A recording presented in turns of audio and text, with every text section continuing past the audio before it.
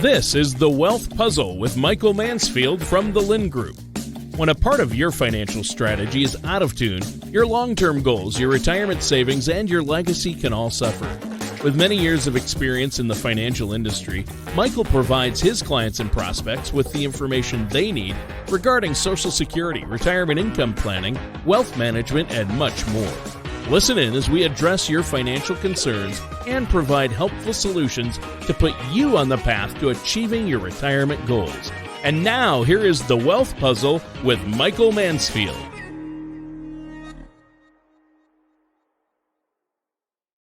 Hey, everybody. Thanks for tuning in. This is Mike Mansfield and Tana Pennington. Tana told me to do the intro today, so I'm like, I feel nervous. I'm like, ooh. It is nerve-wracking. Okay, well, thank you. Well, it's twofold, right? So, trying to do the intro was very nerve-wracking for me. I didn't know what to say. I didn't want to fumble it after we record. Now you know how I feel. I'm sporting a hot new look. Now, people will say, what, do you get a haircut or something? No, I've changed things up. I got rid of my headphones. And I got a new microphone. That's so awesome. And it's floating. So I gotta figure out the right place for it, where it sounds the best. Hannah, you tell me when to stop. How's it sounding now? How's it sounding not now? in front of your face. That's not good. Does that sound good? No. Do like off to the side. So it's off to the side. Okay, I'm putting it back. Right there. Right there. Yeah. Somewhere in that neighborhood. It's weird without my it's like my headphones and my old microphone I could hang on to were like my comfort blanket. Yeah. Like I feel naked right now. Like if I forgot to wear my watch or something, like when you're like, oh, something's missing. Oh, I didn't wear a shirt outside. Well, is it in the budget that I get that same setup you have? No. I have to keep wearing these things. I'm sorry. You told us all last week the stock market was going up. So until that happens, you don't get anything. All right.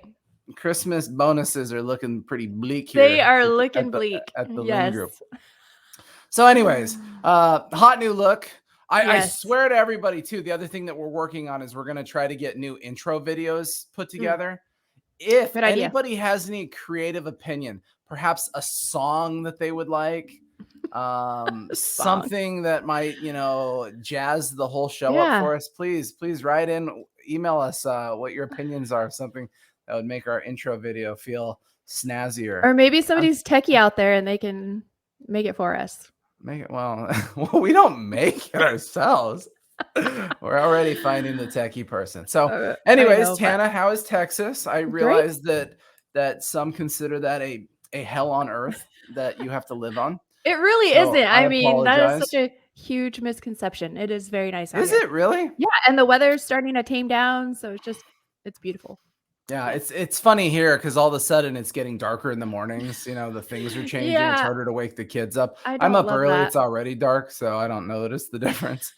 But it's just things are just crazy. The kids in the schools. It's funny. So I was at an investment conference. This is total side shoot to everybody. Totally inappropriate for the show, but I'm going to do it real fast. I'm at an investment conference a couple weeks ago up in Minnesota, which was very interesting. But I'm talking to a gentleman from Oregon, in Bend, Oregon, and he's telling me in the high schools they had to put litter boxes in all the bathrooms. And I'm like, come on, man, what are you talking about? And he said the kids, they all think they're animals now. Oh, dear. And they were going to the bathroom outside. And so until they got the litter boxes in the bathrooms, the kids wouldn't go in the bathrooms. And so that was becoming a problem. And I'm thinking, I was obviously born 100 years too late. You hear stuff like that. You're like, man, I would have done really well, like in the black and white, back when things were a little mellower. And so I think that's weird, right? And I just kind of file that in the back of my head and I move on with my life. And then last Friday, I'm walking my fifth grader down the ramp up at Poinsettia School, and I'm talking to her about her day. And there's these kids acting really weird behind us. I'm like, man, what's up with those kids? And she's like, oh, Dad, those are the furries. I'm like, what? Yeah, we got furries. We got 3 furries in 5th grade. I'm like, what's a furry? And they're like, oh, dear. Oh, they think they're animals. So they got little ears and they wear tails and they act like animals. And as weird as I thought the Oregon thing was, all of a sudden, it's coming to California. Times a changing. So, anyways, I apologize, waste of time, but certainly fascinating. Bizarre. Hey, a lot to talk about real quick. Just probably what I'd like to do is a real quick recap. Last week we put out a show. I would encourage everybody to watch it. In that show, what we talked about is why we have a lot of conviction on where the market could go through the fourth quarter into next year. A lot of it is based on earnings rolling out right now, which ironically are starting to feel pretty good. I was just reading an article on FactSet saying, hey, all of a sudden there's all these positive earnings surprises coming out for Q3. And you're like, wait, I thought everything was terrible. How could that be true? And then we lead into the midterms, which is its own kind of microcosm of interestingness per the stock market, right?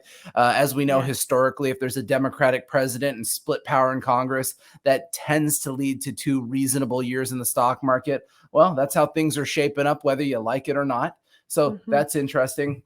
And then the big caveat, which is actually in part the title of our show today, is what is the Fed going to do based on the risks of inflation? Are they going to pivot? Aren't they going to pivot?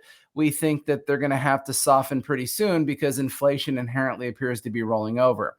Here, let me plippity-ploppity this up. I know a lot of people can't see this, but if you're watching YouTube or Rumble, you can at least see the small print to know that I'm not making it up. It is on the screen here. I just realized it's small. But what's been going on this week, right? So the third quarter ended, which was like the best thing that ever happened, right? Third quarter was brutal, right? Worst quarter. I mean, September was the worst month since March of 2020. March of 2020, Tana, was the implosion of the COVID crisis, right? September was brutal. So then we get into here the fourth quarter. We're renewed vigor. We're excited. Good news. Yes. And as every new month strong brings, end. Please. That's what but as every new month brings, as the data begins to roll. So on Monday, we had something tragic happen, right? We had what's called ISM Manufacturing Index data come out, and new orders came in at the number 47. Everyone's thinking, what the heck does that mean?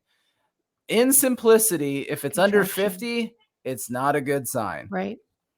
So that's called bad news. And so in the real world, we'd all hear bad news and think, oh man, things are bad. That's not good. I don't like bad. I like good, right? So what the stock market do on Monday after all that bad news came out, Tana? It actually did really well. It was fantastic. Everything green. Right. It was beautiful. Woo! Went up like a missile. Tana actually came out from under her desk. She started calling her clients. She only calls them on green day, so that's why you never hear from her. This is fun. This is a fun show today for me for some reason. It's because I got to do the intro. Yes. Then yesterday happens, right? Tuesday, October 4th, JOLTS data. Why is everything an acronym, by the way? JOLTS. So what is JOLTS? It shortens. Well, yes, go on. Shortens our time having to. See, I don't have this microphone in my way. I can now lean and listen.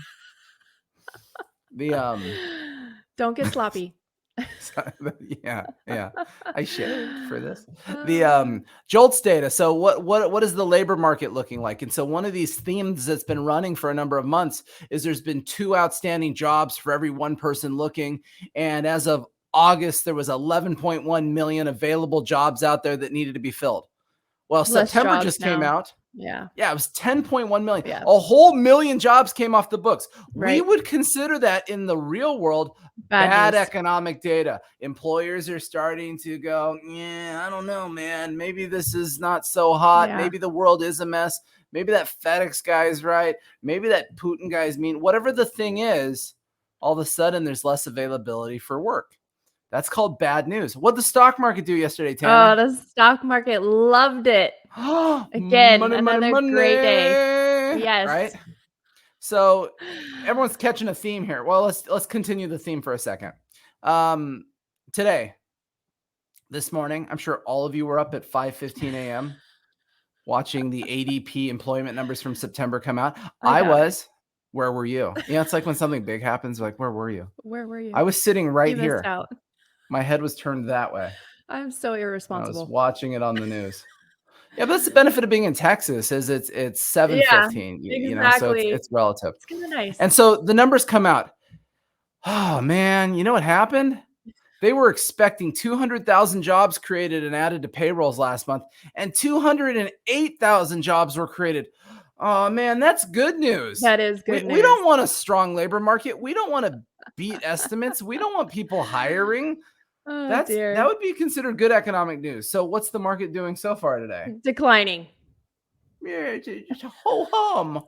And so all of this is in the upside down, right? My daughter, who's now my oldest daughter, who's in 8th grade, a couple years ago, she wanted to watch Stranger Things because all of her friends were watching it. Oh, and we, being mean parents, censor everything before our children can see it. And you mean good parents? Mean. That's mean, Tana. Kind of terrible. You don't let her have TikTok? What are you, an animal? I wouldn't let them have that. No thanks. And so I guess on a side note, just so everyone knows, she was not allowed to watch it after we viewed some of it. But the good call. Anyway, well, depends who you ask. Because every one of her friends saw it. Yeah. And we heard about it. Yeah, you're a monster. But anyways, what I learned in the in Stranger Things is there's what's called the upside down, right? Where it's upside, it's kind of underneath us. It's it's all the scary, crazy, kooky place. And so that's kind of what's happening is I feel like we live in the upside down, right? We're so addicted to what the Fed's going to do and the decisions they're going to make that the way the market works right now is when we get good economic news, the market wants to go down. And when we get bad economic news, the market wants to go up. In common senseville, that makes no sense. In the real world, that makes no sense. But in the upside down, it makes total sense because, oh, hey, the Feds don't need to raise rates as much. That means I can get a free house and a free car and a free everything, because the Feds won't raise the rates again. They'll bring them back down. It's going to be great. So that's the struggle that we're living with right now is we are fighting the Fed truly. And so we are very data dependent. Tomorrow morning, Thursday morning, 5:30 a.m. If anybody wants to have a viewing party of the initial jobless claims for last week coming out, let me know. We can figure out how to set that up. Fun. I have no clue how to do that. It's like live stream things. I'm sure we could do that. We could all be commenting. We could run. Sending emojis. Yeah. We should run like a betting pool on what the number might be. But, same thing, weekly jobless claims. Last week there was 193,000 people that filed for unemployment.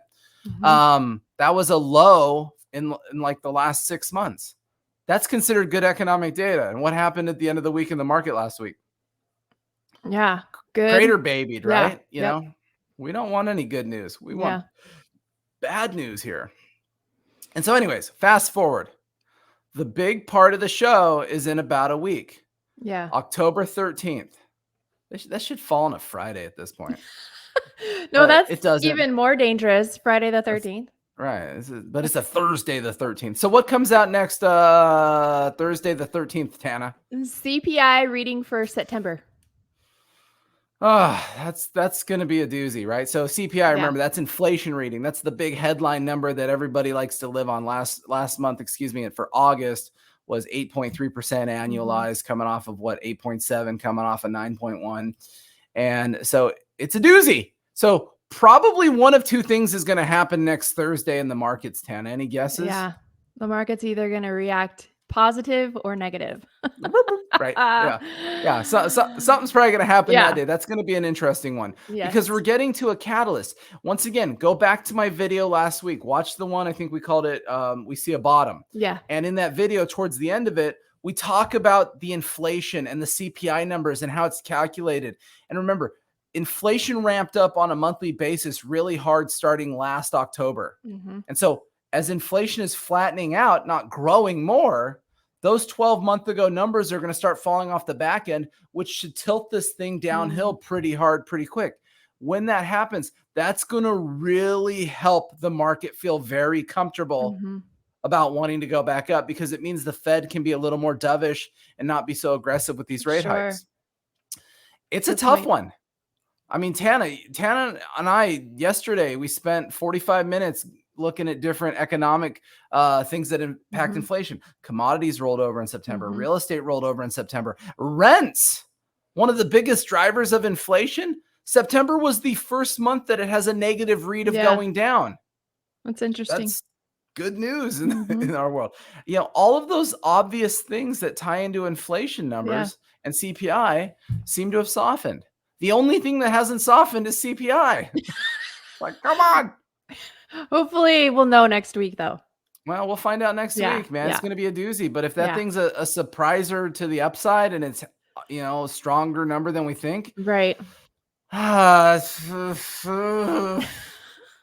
know. This is such a weird. Well, because it's sickening, because it has nothing to do with the true fundamentals, right? I mean, you can get into arguments that inflation impacts what the value of dollars of a company's returns are and all that. But the reality is in the obviousness of what matters in the markets is, at the end of the day, it's supposed to be about companies just making money. We have a strong consumer. They have deep pockets. Third quarters are generally strong spending. We talked about that last week, right? Summers and school, back to school, getting into the holidays.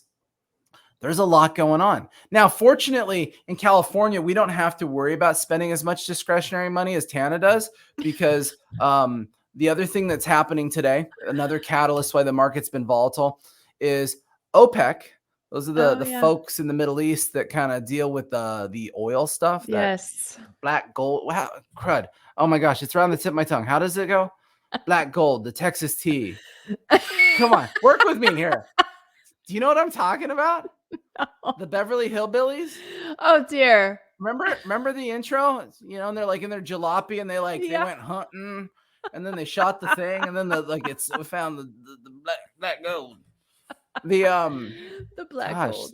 I'm sorry. I just went down some nostalgic moment there. Yes, you did. Yes, I wish I was a child again, by the way. It's Little House on the Prairie, Andy Griffith Show. Yeah. The Beverly, you get sick and stay home, and those are like the only things that were on. That's why you would pretend you were sick and stay home. Otherwise, it was Maury and Jerry Springer. So I was very. Oh, that's totally different. I was classically trained with the other stuff. Oh, Bonanza! Don't forget about Bonanza. Oh yes. Jeez Louise. Yeah. Anyway, sorry. We're back to OPEC, right? So yes, OPEC is upset, right? They're mad that oil has gone from $125 a barrel down to 80 some odd dollars a barrel. They want to make their money, and that's okay. They're entitled to. So we're gonna let them do that. Maybe I should come off the screen here real quick. Would this be fun? They're gonna put the squeeze. They're going to put the squeeze. So they're talking about doing some oil cuts, right? They're talking about cutting maybe 1 million barrels. They were saying 2 million, but it's confusing math on the way it works. It has something to do with excluding Russia oil and plussing and minusing. So they really think the cut could be somewhere like 800,000 to 1 million barrels a day if they do it. Okay.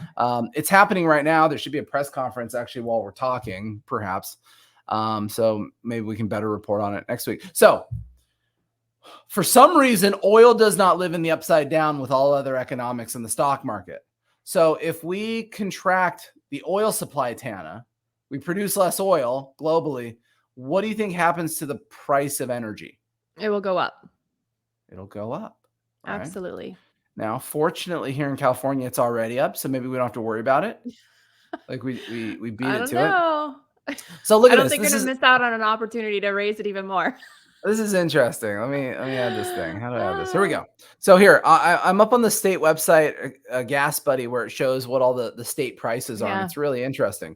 The cheapest average gas price right now is in Mississippi at a little over $3.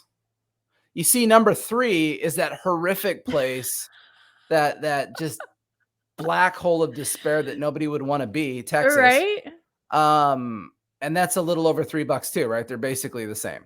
Now, Tana, in her county, though, Tana, why don't you make everybody throw up and tell us how much you just paid for gas? $2.88. Okay. Now, I'm going to make everyone throw up a different way and tell them how much I paid this morning at the Chevron on Market Street because I wanted to get my car washed. That is so $6.49 awesome. For the garbage. Ouch. That is terrible. I mean, think about that. Terrible. I think about that. My car was half empty. I only needed like 10 gallons. It cost like $300 or something. I did a full tank and I didn't even reach close to $70. Right. So anyways, if everyone's watching this on the screen, you can see I'll scroll down slowly and you kind of see all the states. You'll notice something. Yeah. The majority of the states, for the most part, are in the low threes. Yeah. Low threes. We're still, mid threes. But we're almost through the list, right? Mid threes, high threes. And then we finally break into $4. Fives. Let's see. 1, 2, 3, 4, 5, 6, 7, 8, 9, 10, 11. So there's like 10 to 12 that are basically over $4. You want to know how many are over $6? Only one. Oh, one. That's what it's about. See, that's why we're number one, Tana. That is so true. Actually, it's because of the weather and the beauty there. We're renaming this show California is number one. Mm-hmm. Good idea. I mean, even Nevada, the second place winner, is almost $1 cheaper. I mean, this is really fascinating. I always joke Hawaii, they're more than $1 cheaper than us, and they need to use a submarine to get there. Yeah, good point. Good point. Alaska, you have a lot of taxes built into your price, though, in California. Well, it's two-part process, right? We have obvious taxes that people don't want to know about. I think it ends up being about $1.15 a gallon right there. And then on top of that, it's all the secret stuff because we're in an overly regulated state where the cost of doing business here for the refineries is significantly more so than every other state they deal with. And so hence Mr. Price. Ventura County then somehow is some kind of like golden goose egg where we're pretty much the worst county in the state. I mean, I drove past Chevron by the mall on Mills the other day. And this was before probably the most recent price spike. And the premium gas, the good stuff. I used to buy that. You still buy that? No, I don't. You take really good care of your car. I'm driving a Tacoma now. Oh, okay. Due to the stock market, I had to downsize. So I can put the garbage gas in it. Oh dear. So what I'm thinking is the only way Texas's gas could be that cheap is you probably use like maybe 60 octane or something. There's no way that you could have 87 octane. No, it was 87. It was 87. You're probably using lead-based gas in Texas. That's the only way it could be cheaper. That's illegal. Is it? Well, I don't know. What else? Lead is bad for the maybe it's like whatever they do with drugs, how they cut it. Like maybe it's cut with like cooking oil or something. Oh yeah.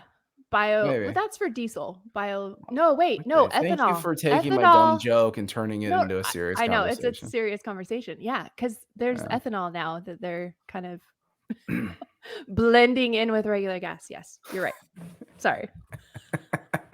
So in any case, very interesting times, right? We're already here locally. We're dealing with very high inflated gas prices, just based on our local economics. And now that we're talking probably on a higher scale of having,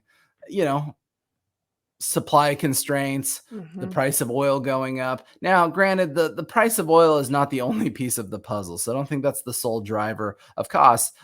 So much of it has to do with the refinery process, the availability of the refining process. And then it goes to state localities on what their regulations and costs and hassles are. It just happens to be that California, the Golden State, because you need piles of gold to live here. You do.